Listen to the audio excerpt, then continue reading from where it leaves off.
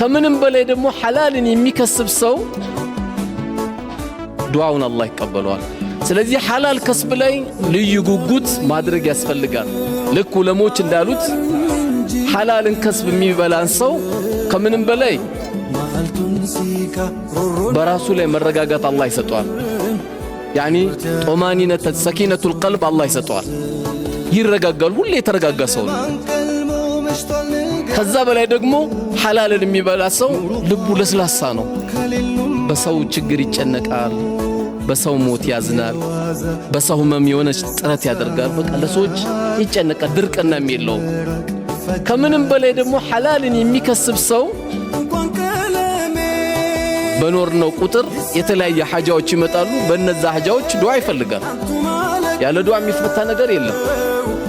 ዱዓውን አላህ ሙስተጃብ ያደርግለታል።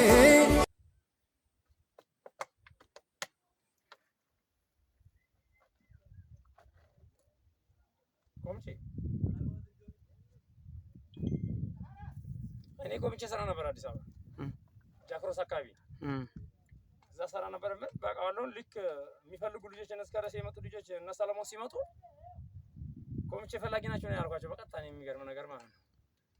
አይመጡም ነበር እዚህ ይሄን ታዩ ነበር ታዲያ የት መቼ ሰራለ እዛ ይሄን አይደለም ያማ በሌላ ሀገር ነው የሚመጣው። ይሄ የዚህ ሀገር እዛ ሄኖ ማለት ግን ያ እንደዚህ ሆነ አይነቱ እንደዚህ ሆነና ያ የሆነ እንደ ብረት ነገር አለ አይደል?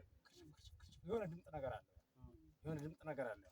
ከዛ ብሉኬቱም ስናመርተው ብሉኬቱ ጋር አስገብተን ልክ መታ ስናረገው ወዳውኑ በቃ ታይዞ ሲወጣ በቃ ምን ብዬ ነገር በቃ ከተወሰነ ሰከንድ በኋላ ቀላል ነገር ቢሰራበት ይቆማል በስተግምታል።